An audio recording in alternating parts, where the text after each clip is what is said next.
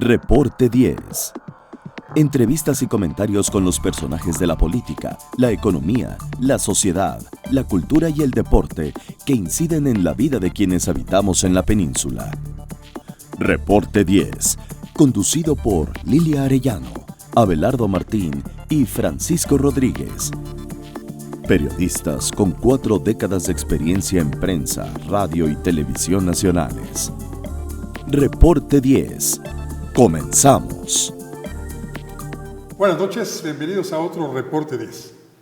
¿Qué tal, cómo fue su semana? Yo espero que muy buena. Más o menos. ¿Sí? Sí, más o menos bien, porque tuvimos muchas reflexiones, las hemos tenido en las últimas semanas. Eso es muy bien. Eso es muy bien, eso es excelente. Cuando ya te puedes dar el lujo de reflexionar sobre, tal vez no cosas que desconocías, pero que no te las habían soltado tan claramente como lo que nos ha dicho Luis Carlos Ugalde, habiendo sido testigo. Sí. Hace 2 semanas. Actor, no solo testigo. actor.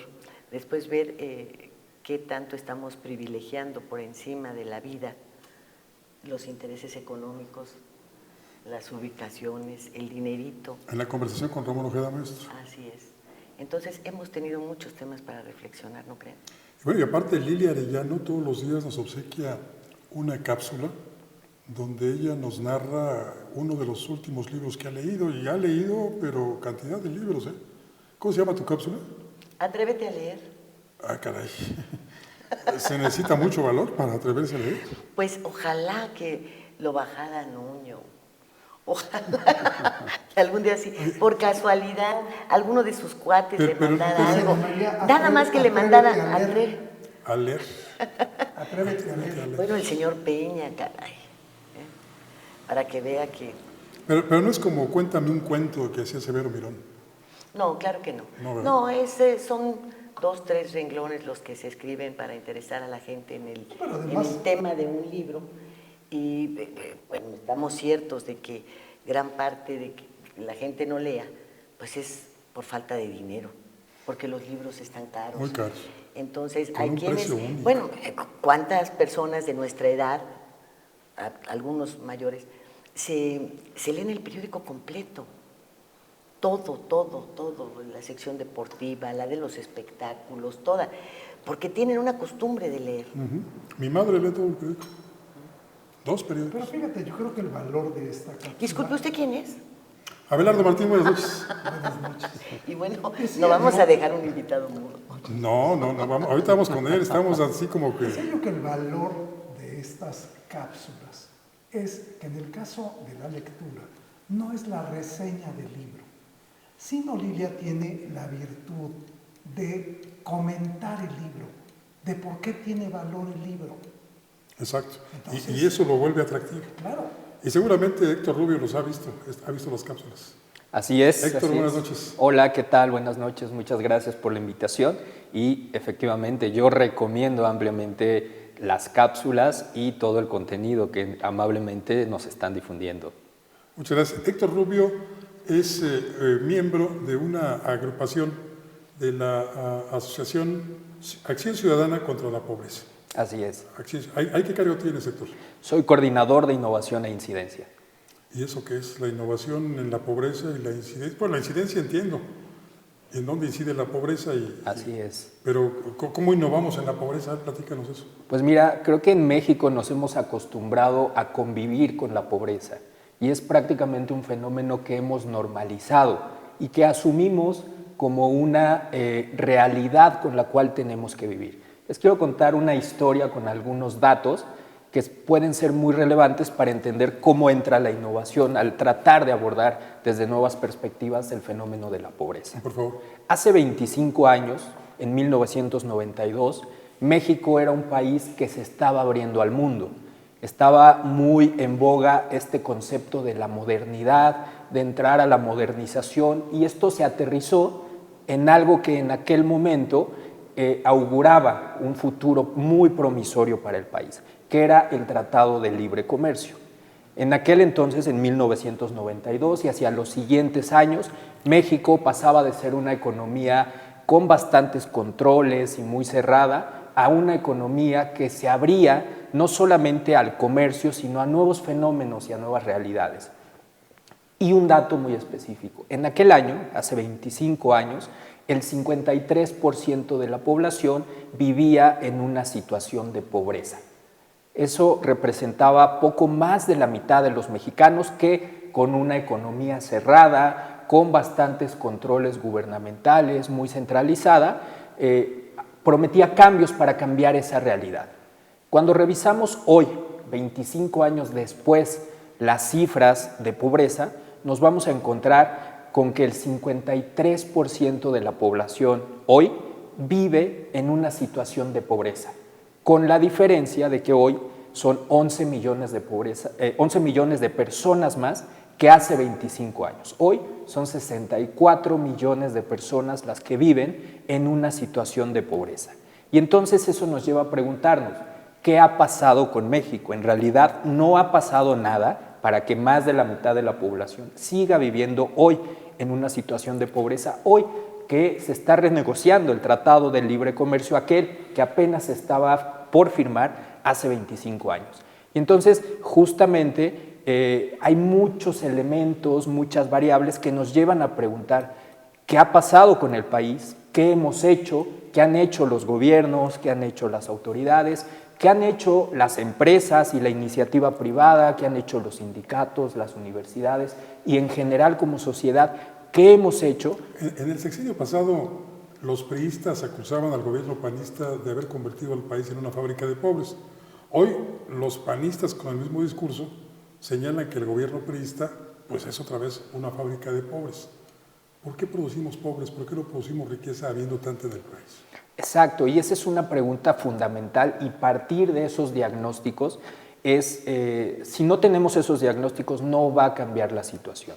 Y es justamente lo que pasa con México. México no es un país pobre, México tiene gran riqueza de recursos naturales, de cultura, incluso en términos económicos se está produciendo riqueza, se está generando riqueza. Pero entonces, ¿por qué más de la mitad de la población se encuentra sobreviviendo todos los días en el abismo de la pobreza? Yo pregunto, ¿qué es ser pobre? Porque pues ahora, en los últimos años se habla de pobreza alimentaria, ¿sí? Que es la subsistencia, que subsistas, que tengas simplemente para comer, no para nutrirte, sino para comer. Y para comer una vez al día, ni siquiera para hacer los 3 alimentos Y luego mínimos. se habla de pobreza patrimonial, ¿sí? De la gente que no tiene nada absolutamente, que no es propietaria de un terreno, de una casa, etcétera, etcétera. Y entonces el número de pobres, ahí tú me tienes los datos seguramente, es mucho mayor, porque ese 53%, esos 60 y pico millones de mexicanos en pobreza, pues son los pobres de los pobres, porque hay quienes dicen que hay hasta el 80% de los mexicanos con carencias. ¿Cuál es la diferencia entre carencia y pobreza? Así es, mira, México en ese tema sí se encuentra a la vanguardia a nivel mundial, en medir el fenómeno de la pobreza. Estaba, porque ahora ya no tienes referencia para la pobreza. Y ese es quizá el episodio de un ataque frontal a las instituciones, a las metodologías que nos daban cierta certeza como país y que recientemente instituciones como el propio INEGI o el propio Coneval han sido tratados de vulnerar desde el gobierno federal y desde los propios partidos políticos, y no es un fenómeno aislado. A ver, esto que acaba de comentar Abelardo, en esta historia que tú referías de hace 25 años, las clases sociales era la clase alta, la clase media alta, la clase media y la clase pobre. Era la división por sectores. Llegamos entonces ahora a la extremadamente alta, muy alta, y de ahí pasas a una clase media media, y de ahí a la pobreza, con sus divisiones, la alimentaria, la patrimonial y la miseria. porque ser pobre no es ser miserable. Hace 25 años que tú refieres, sí había pobreza, pero no había miseria, porque en el caso de la alimentaria había el autoconsumo. Todos sabíamos, claro, y de ahí, de esa producción, pues venía el autoconsumo. Todos sabíamos que en los ranchos, en las zonas rurales, bueno, pues había frijoles, tortillas, salsa, Y algo chile. muy importante, Lili, había también la política del welfare state. Había instituciones como CONASUPO que acercaban leche a las familias más necesitadas, Bueno, a ahora precios muy puedes decir que accesibles. lo hacen Liconza, pero yo creo que lo fundamental de la CONASUPO era regular los precios. Regular el mercado. Claro. Claro. Entonces, había instituciones del Estado benefactor que sí apoyaban a la gente, pero cuando México comienza a modernizarse, como decía Héctor, aspirábamos a la modernidad, entonces comienzan a desaparecer las instituciones que le habían dado sustento a una clase de suyo olvidada por los gobiernos, pero que se mantenía más o menos estable en cuanto al número, porque se daba todavía el fenómeno del ascenso y la permeabilidad social.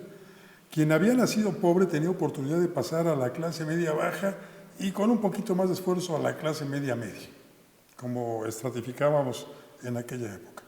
Pero se terminaron esas oportunidades. Así es, y déjame plantearlo así.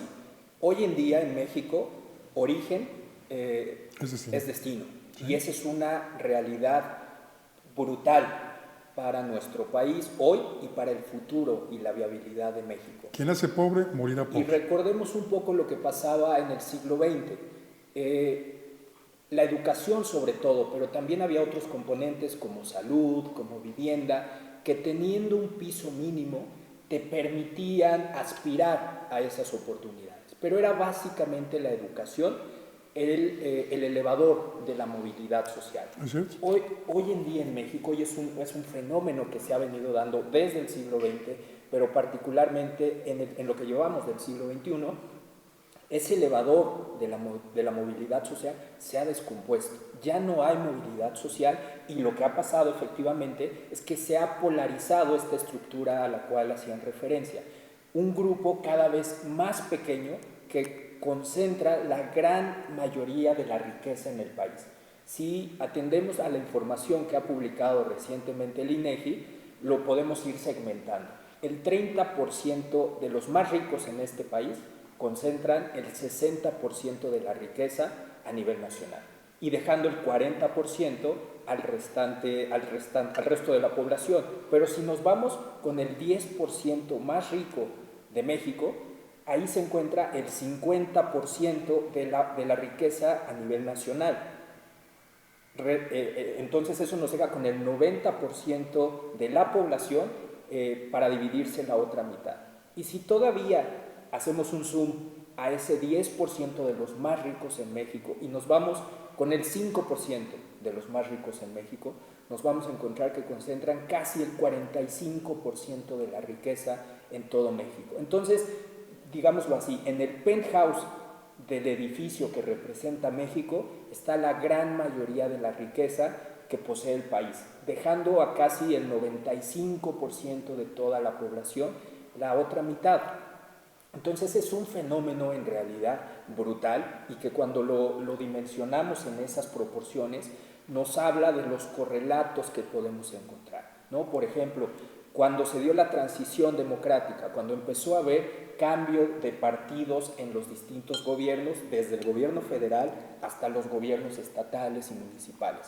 A inicios de los años del 2000, teníamos en el gobierno federal aproximadamente 80 programas sociales, que normalmente entendemos los programas sociales como acciones para atender a las personas que se encuentran en una situación de pobreza. Hoy en día tenemos cerca de 300 programas a nivel federal.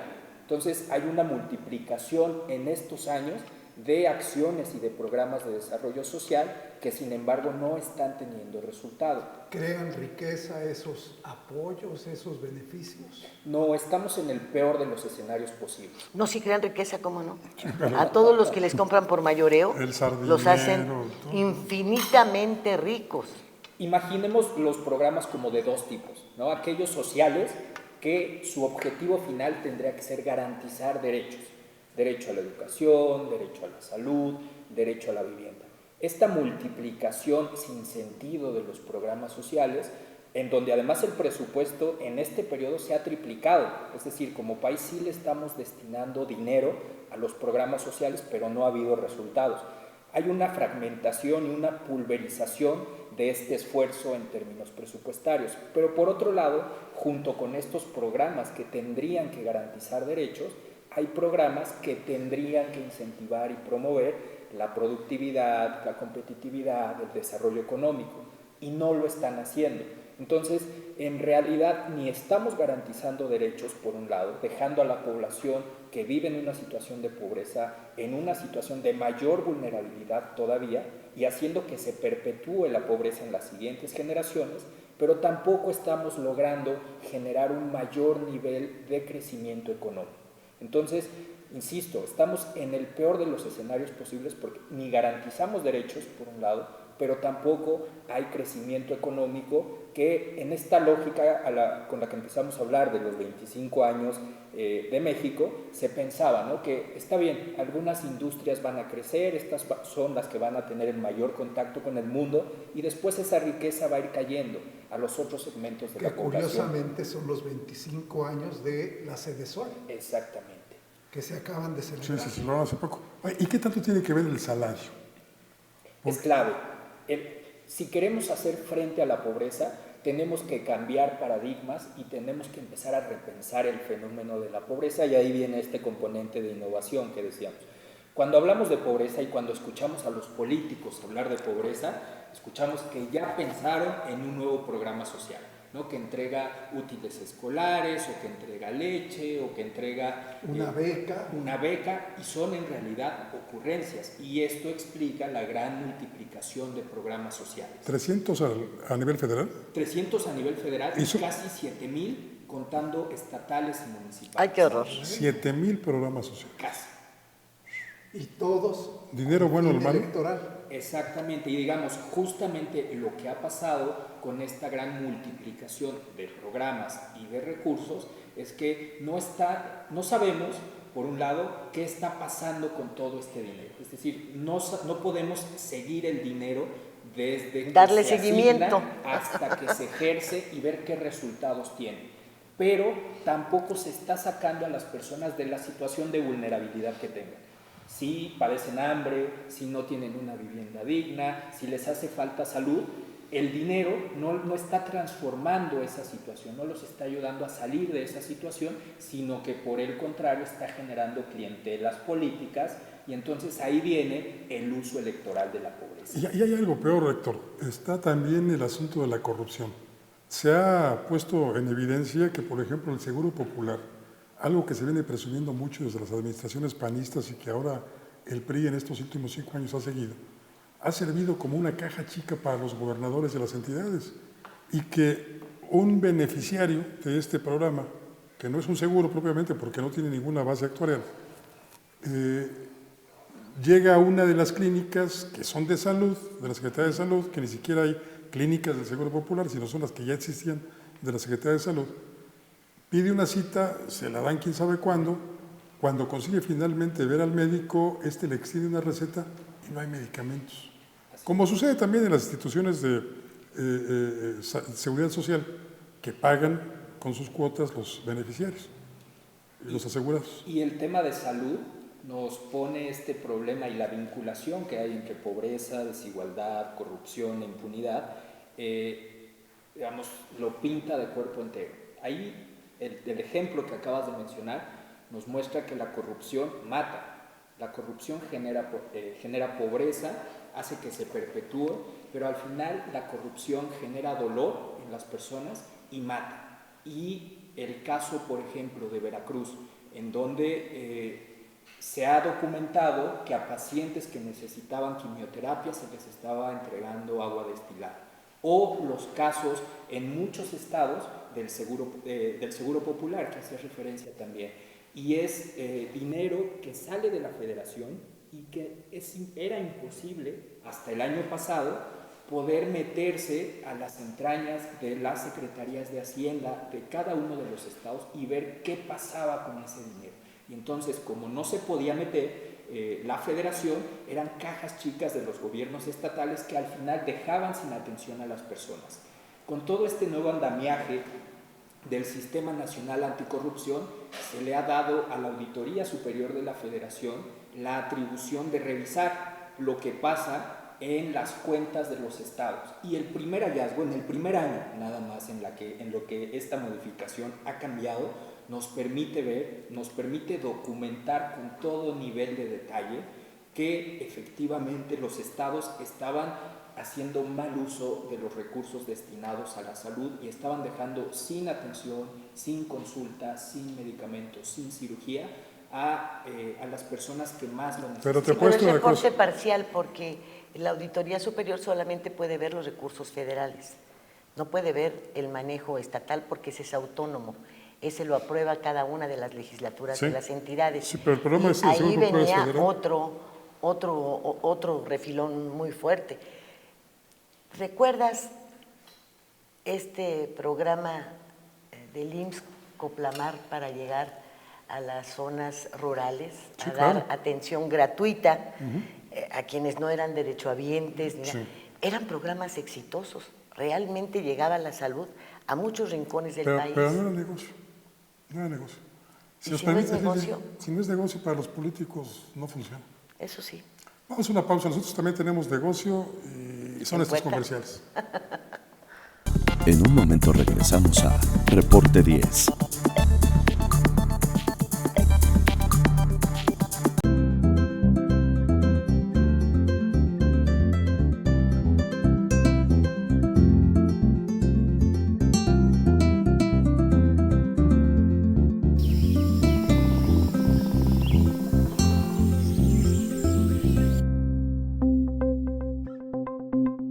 Quintana Roo vive.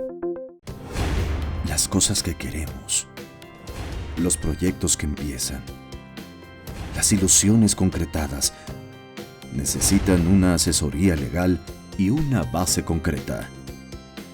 Notaría 64. Respaldamos tus actos legalmente.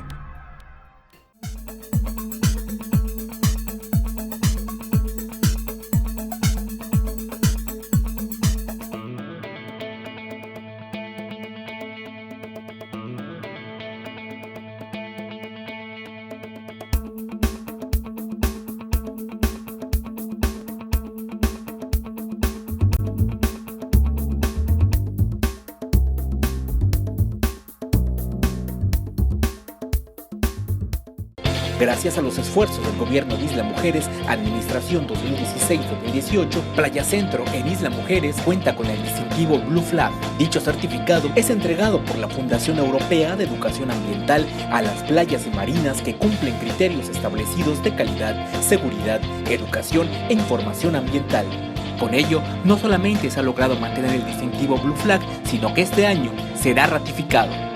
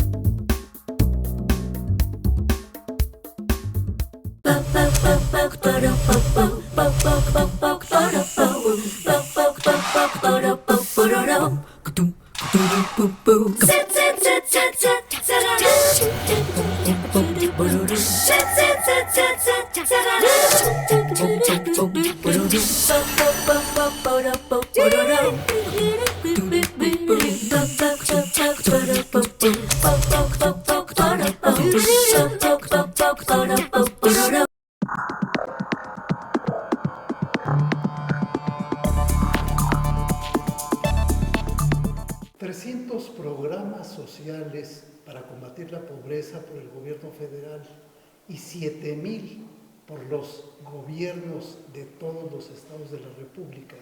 Suena a una burocracia onerosa. ¿Qué hay al respecto?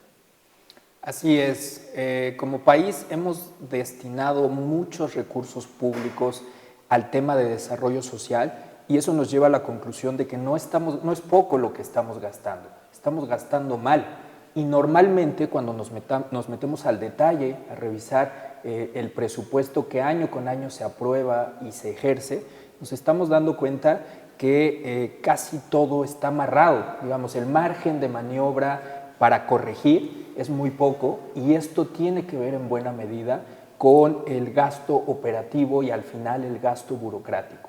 Entonces, realidades como escuelas que no tienen agua potable o que no tienen baños y que todo se está yendo en gasto operativo, en gasto burocrático, nos empieza a explicar esta realidad que ha sido tan difícil de transformar en México y que casi se ha asumido como una condena, como una especie de destino manifiesto.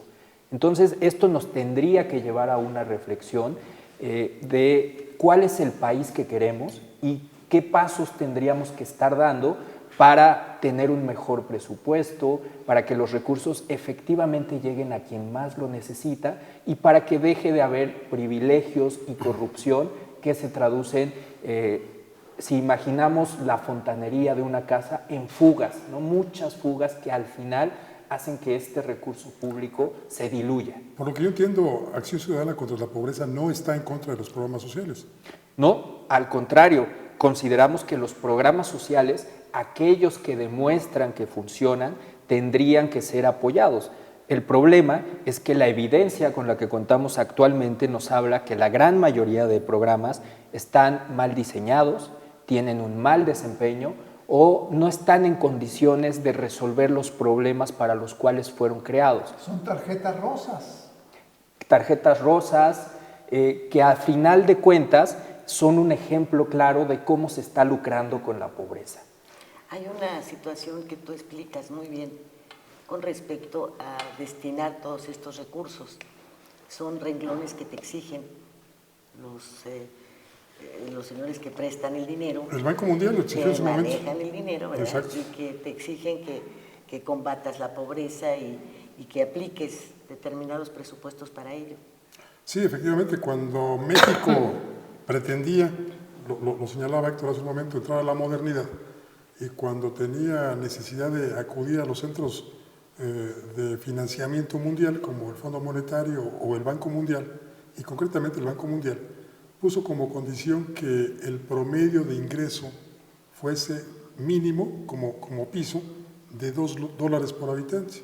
Y ahí comenzaron con Carlos Salinas, en aquel famoso programa Solidaridad, esta entrega de apoyos que sumados equivalían a los $2 diarios que ganaría cada uno de los individuos que era el sustento de su familia. Y de ahí se fue pervirtiendo. Pero hubo programas exitosos en su momento que resultaron muy criticados. En la capital de la República, me acuerdo, el señor Andrés Manuel López Obrador, como jefe de gobierno, comienza a dar un apoyo a personas como nosotros, los de la tercera edad. Adultos mayores. Bueno, de la tercera, cuarta y quinta edad, adultos mayores.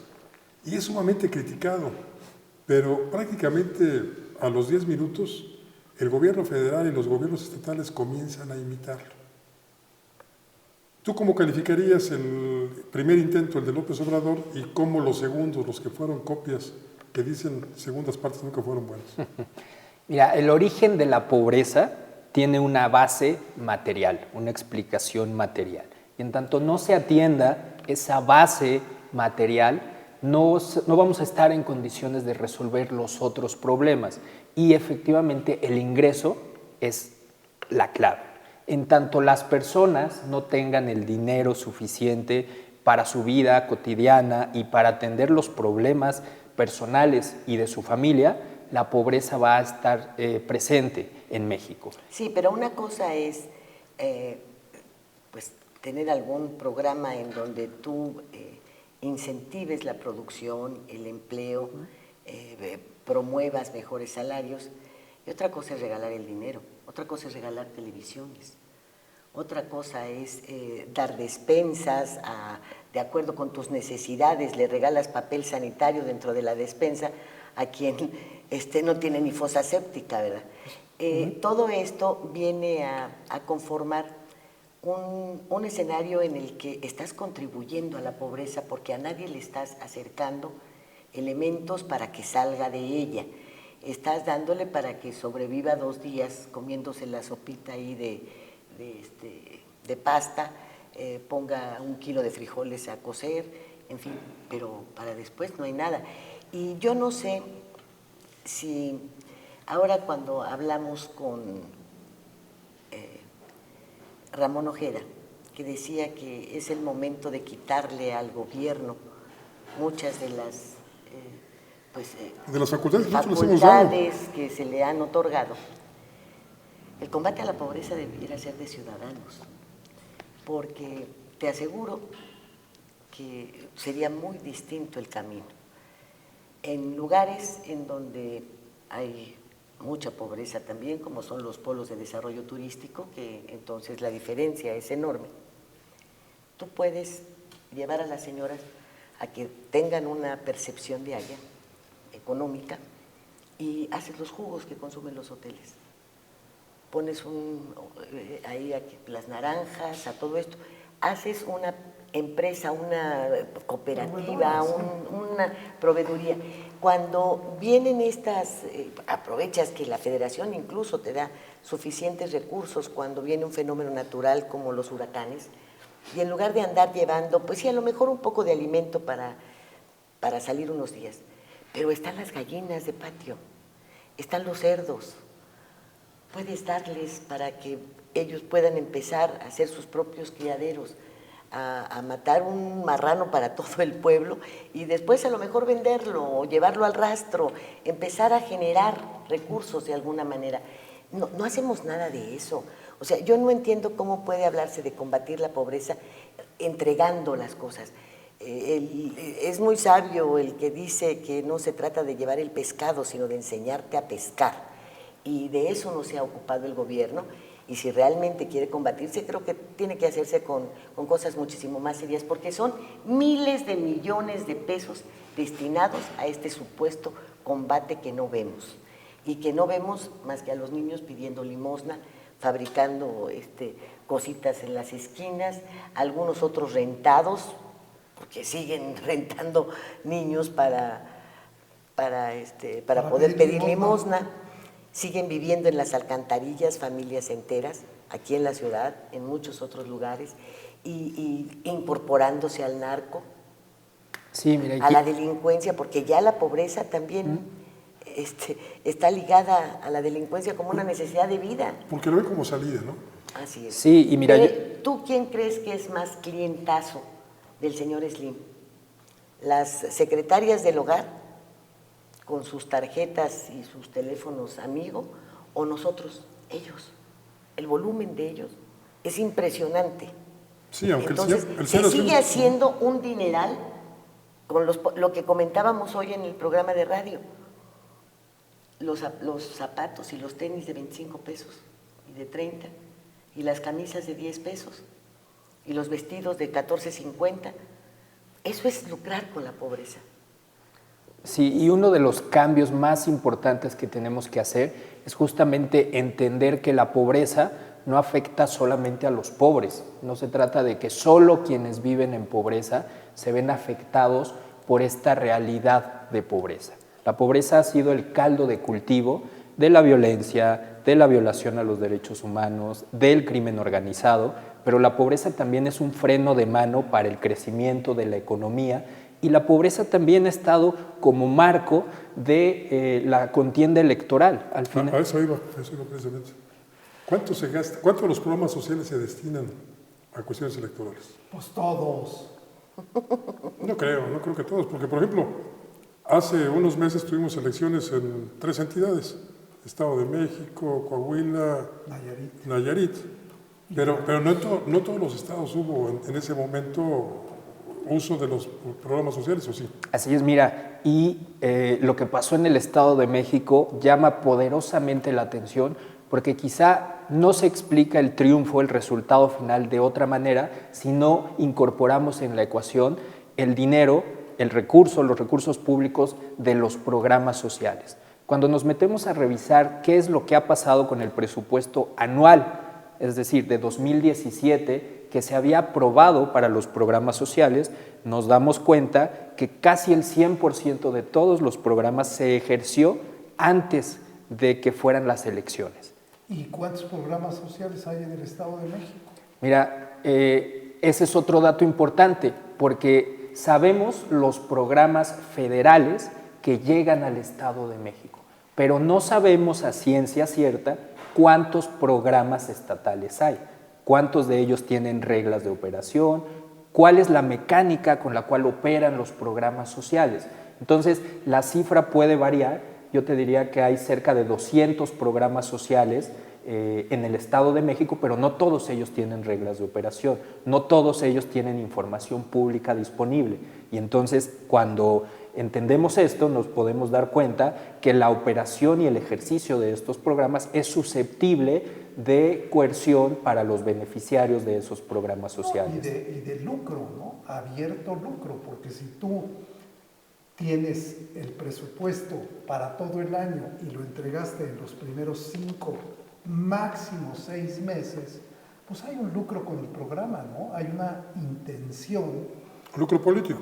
Pues que el INE, el Instituto Nacional de las Elecciones, no se dio cuenta, ¿no? O sea, hay una complicidad ahí. Pero ¿cómo se van a dar cuenta si no ganaban los 6,700 millones de pesos que les acaban de aprobar? Ganaban menos. Entonces no les da para los anteojotes. Era para los anteojos, claro. Necesitaban una lupa ahí. Porque fíjate que dentro de todos estos programas están también los de la iniciativa privada que les permiten evadir impuestos y que tampoco sabemos a dónde lleguen, porque está Bécalos, que el kilo de ayuda, que el redondeo, que por cada gol te vamos a dar lentes, las sillas de ruedas. Si hacemos un conteo, somos un país de ciegos, paralíticos, enfermos, y todo esto es combate, ayuda, y yo quisiera ver, pues no sé, un grupo de jóvenes becados numeroso. ¿Dónde? Regalan laptop, ¿no? Computadoras. No, el gran fraude fue el redondeo, ¿no? El redondeo de los supermercados.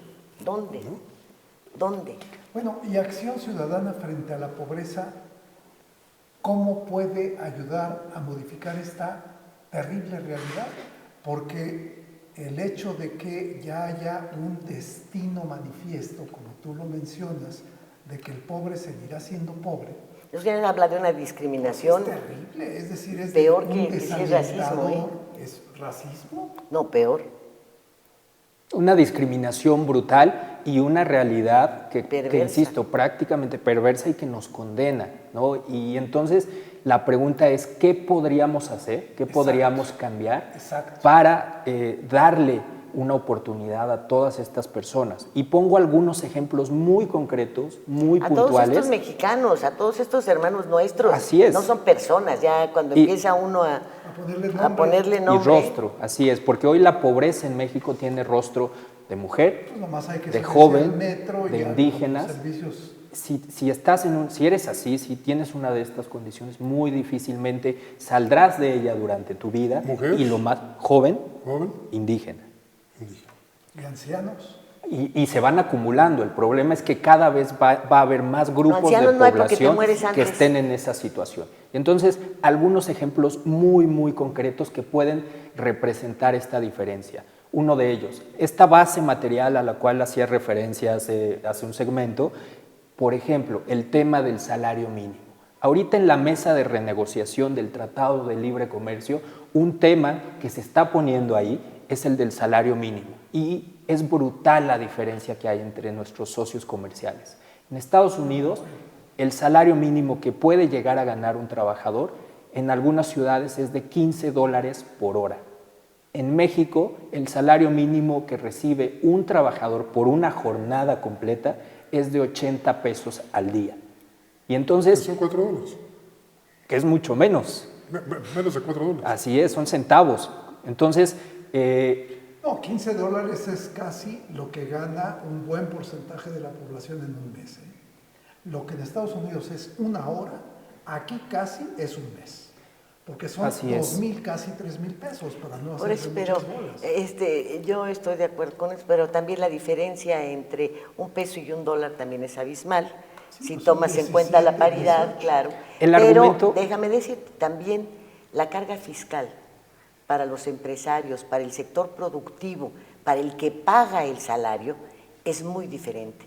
Si allá te exentan impuestos, te dan apoyo para que generes empleo, aquí se encargan no solamente de obstaculizarte para que abras cualquier negocio, Así es. sino que además son unas cargas fiscales tan brutales, pero tan brutales, que cada vez que se toca este tema del salario, yo no sé si afligirme o darme risa. Tú dile a un empresario que vas a igualar los salarios o a la mitad o a la cuarta parte y se le va a parar el pelo. Y tiene razón, porque tiene que pagar un seguro social que donde se atrase, pues, te lo embarga y si se le juntó con el Infonavit, llegan por él como si fuera narcotraficante, encapuchados, ¿no? Te cierran. Tienes los impuestos, el impuesto ahora que quitaron del El no sé qué IEPS, tienes que productivo, pagar. bueno, estás... Y el Así IVA. es, y por eso la ruta es progresiva, no es un cambio de un día para otro, de un año para otro. Coneval lo que nos está diciendo es que el salario mínimo en México tendría que ser de 270 pesos. Entonces, no se trata cambiar de Pero lo 80 pones a de 270. Pero al día siguiente los jitomates te van a costar 100 veces más. El transporte te va a subir al doble y vas a vivir exactamente en la mismo del misma gasolinazo. condición. Así es, y mira, ahí en el tema del gasolinazo y en general el tema de la inflación golpeó a los mexicanos, golpeó el bolsillo de las personas porque hubo un incremento de los precios. Y quienes se oponen al aumento del salario mínimo es el primer argumento que sacan. Va a subir los precios y va a generar inflación y entonces al final todas estas personas que ganan el salario mínimo, pero al final el salario mínimo está jalando a la baja al resto de los salarios de la economía mexicana en general. El Banco de México identificó dos factores que fueron los que explican la inflación.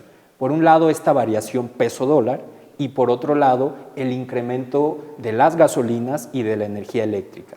Y no mencionó en ningún momento al salario mínimo. Por el contrario, dijo que el salario mínimo había servido para todas estas personas que lo recibían para, digamos, amortiguar el impacto de la inflación. Y entonces ya son muchas instancias oficiales que nos están dando las pistas de hacia dónde tendríamos que avanzar. Es INEGI, es Coneval, es el Banco de México, son empresarios, ¿no? Estas cámaras y grupos empresariales, y son también los sindicatos. Y si revisamos las declaraciones del secretario del Trabajo y de la propia CONASAMI, todos apuntan a que es necesario garantizar esa base material mínima que sirva para impulsar al grueso de la población que vive en esta situación de mayor vulnerabilidad. Eso no resuelve el problema, pero es un primer paso que está en facultad del gobierno federal determinar esa ruta para iniciar la recuperación gradual del salario mínimo. Y otro ejemplo muy puntual que todos aquí seguramente conocemos, el de las trabajadoras del hogar. Las trabajadoras del hogar es una población que representa en México casi a la población de estados completos como puede ser el de Tabasco. Y sin embargo son personas que trabajan sin un contrato, que pueden trabajar más de las horas legalmente establecidas en la Constitución y que puede representar una nueva esclavitud. Entonces, ¿cómo podemos ayudar no solamente a las trabajadoras del hogar, sino a sus familias completas? Lo único que ellas están pidiendo es ser incorporadas a la economía formal. Esto se resuelve con que el gobierno federal firme el convenio 189 de la Organización Internacional del Trabajo. Ese cambio, que insisto, es muy puntual y que depende de una decisión gubernamental, representa un cambio significativo para estas personas. ¿Cultural? No, mira, te voy a decir, No, yo sé, lo digo el hecho de, con sarcasmo. volvemos a lo mismo, de no estar ciertos de cuáles son las condiciones de desarrollo y de empleo de tu país, te hace las ocurrencias.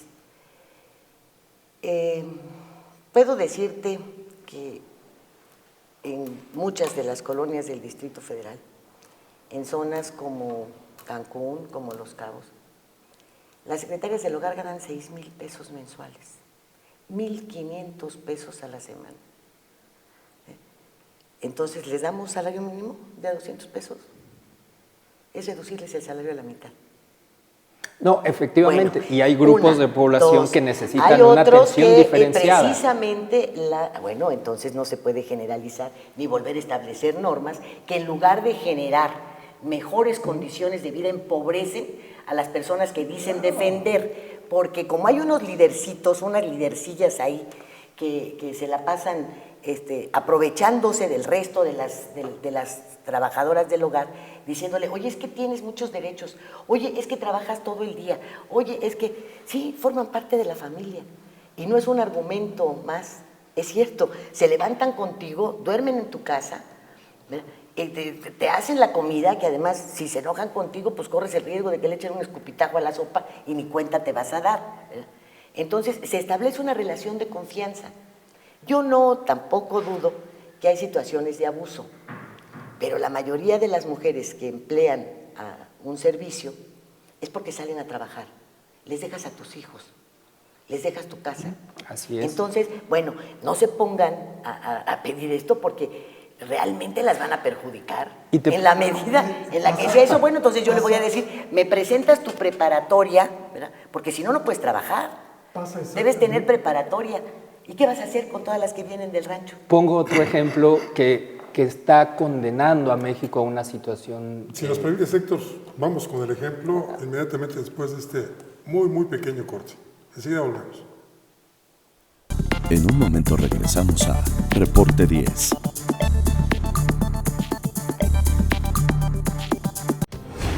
Las cosas que queremos, los proyectos que empiezan, las ilusiones concretadas necesitan una asesoría legal y una base concreta.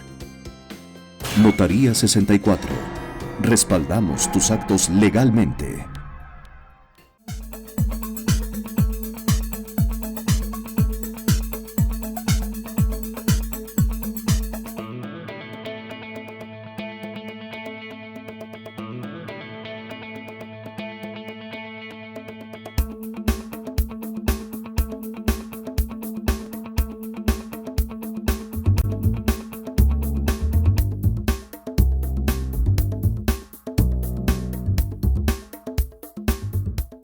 Gracias a los esfuerzos del gobierno de Isla Mujeres, Administración 2016-2018, Playa Centro en Isla Mujeres cuenta con el distintivo Blue Flag. Dicho certificado es entregado por la Fundación Europea de Educación Ambiental a las playas y marinas que cumplen criterios establecidos de calidad, seguridad, educación e información ambiental.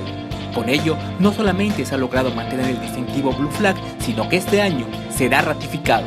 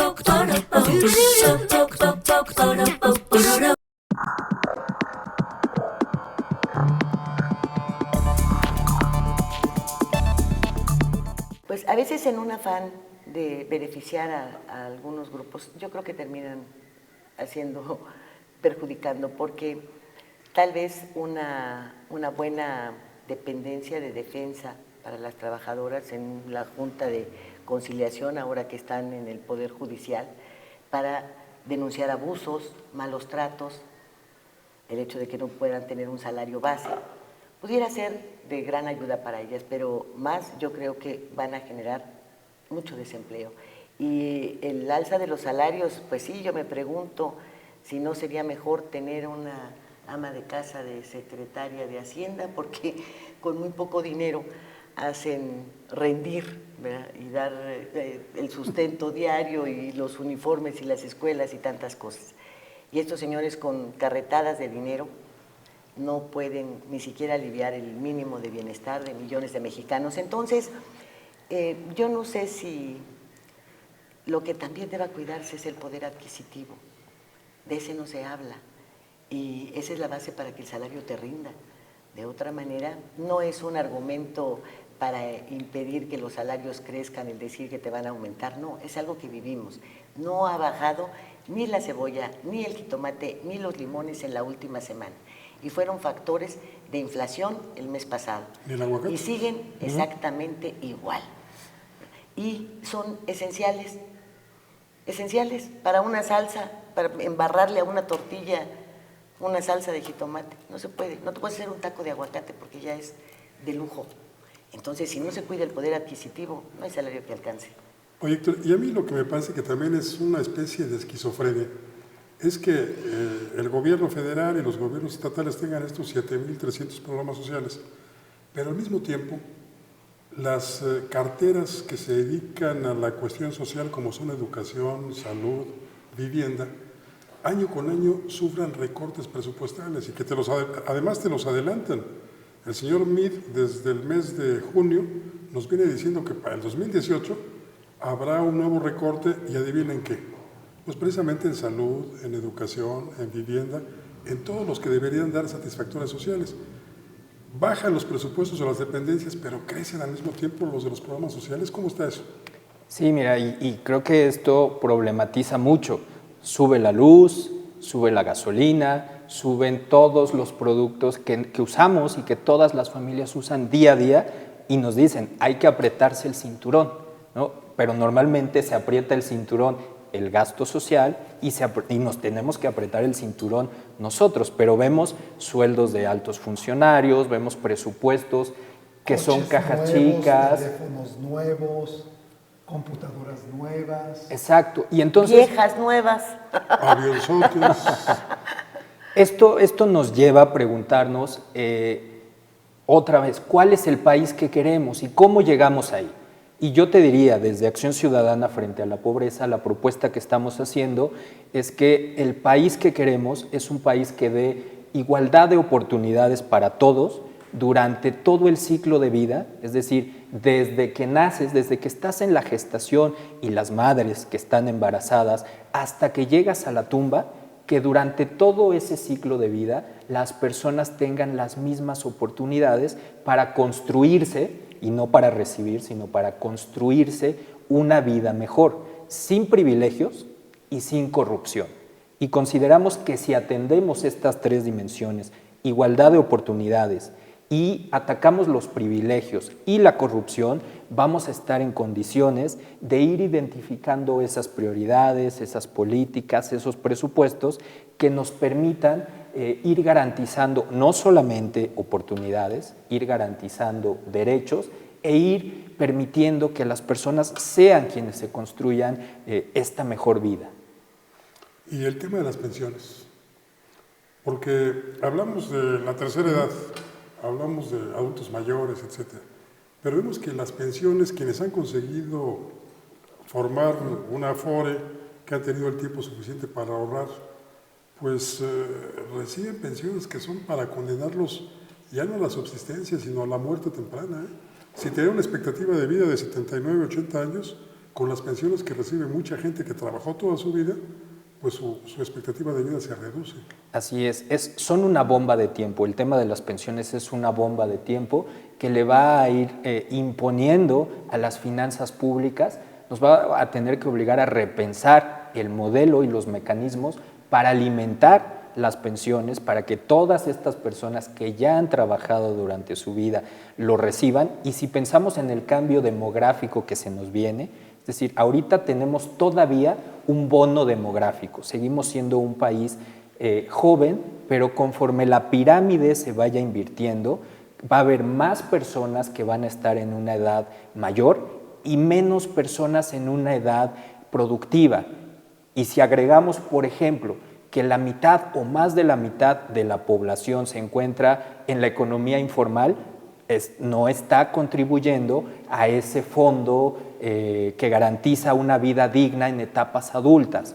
Y ellos mismos no van a tener los recursos para contar con eso cuando llegue el momento. La propia precariedad de los salarios, ¿no?, provoca que no tengas el dinero suficiente para ahorrar cuando llegas a retirarte. Exacto, y veámoslo así, si sufrimos para llegar a la quincena, para llegar al fin de quincena, y estamos contando los pesos y los centavos para que los hijos coman, vayan a la escuela, tengan ropa, tengan techo, tengan una cama, ¿qué es lo que nos está quedando para el ahorro? ¿Qué es lo que nos está quedando para la inversión? Y entonces son pocas cosas, pero muy importantes, que se van acumulando, que se van montando y que condenan a las personas a vivir en esta situación. Qué curioso que siempre que hablamos de pensiones pensamos en la carga y en la bomba de tiempo y no pensamos en las pensiones de los expresidentes, de los exministros de la Corte, de los magistrados de los institutos electorales y toda esta burocracia dorada que pues recibe pensiones pues muy jugosas. Sí, que no se las acaban de viejitos, que no no pueden comer carne. Que no la tiene mi mamá. Y resulta ofensivo en realidad decir que no hay dinero, por ejemplo, que no hay dinero para la salud, que no hay dinero para la educación, que no hay dinero para el campo, que no hay dinero para muchos temas tan relevantes cuando tenemos este tipo de despilfarro.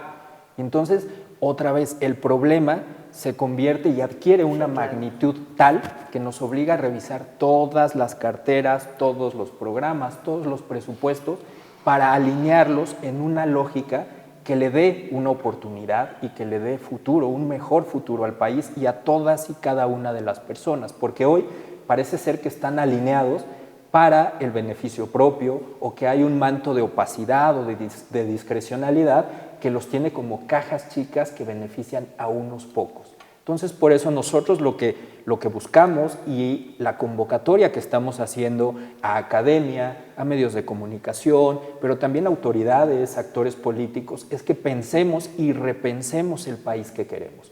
Creo que a todos nos conviene un país que dé igualdad de oportunidades para todos y que ataque y que acabe con los privilegios, este tipo de privilegios que pone sobre la mesa y con la corrupción que está beneficiando a unos pocos, pero que tiene un impacto brutal para la gran mayoría de las personas que vivimos en este país. Y los abusos, porque así como dices, no nos ponemos a pensar en todas estas multimillonarias pensiones, tampoco nos ponemos a analizar que tendrían que bien invertir todos las aportaciones que se hacen a través de las Afores y no tener ese dinero dormido y encima, o disque dormido, ¿verdad? Y encima cobrarte una comisión. No especulando en la bolsa. No hacen nada con ese dinero que tendría que producir. Imagínense el resultado electoral si estos 7,300 programas se cancelaran. Y dijera la gente, vamos a aplicarlo a educación, a salud, todos esos recursos directamente a educación y salud, y no a procesos electorales. Pues sería lo ideal. Y para ello es el empoderamiento de los ciudadanos. Así para es. Asociaciones como la de ustedes, qué bueno Así que es. existen, ¿no? Héctor Rubio, muchas gracias por tu presencia. Muchas gracias por la invitación. No, al contrario, fue muy aleccionador todo lo que platicamos esta noche. Mucho éxito en lo que están gestionando. Muchas gracias y espero que nos veamos pronto. Claro que sí. Claro que sí, para que nos Lilia. sigas platicando, ¿verdad? Claro, hay mucho que platiques. Lilia Arellano, gracias, buenas noches. Buenas noches. ¿A quién le toca? Hoy me La toca a cena. mí la cena. Sí. ¿Sí? Bueno, Unos dígasla tamales. Abelardo Martín. Y unas tortas. No, el No. atole, tamales y atole. Oye, y el tema de la pobreza da para mucho. Sí, claro que sí. Vámonos Bueno, a entonces, cenar. para ir con el tema, unas guajolotas. ¿Qué te parece? Me encanta la idea. Por si no sabe usted qué son las guajolotas, es abrir un bolillo y meterle el tamal. Con un poquito de crema. Tantita.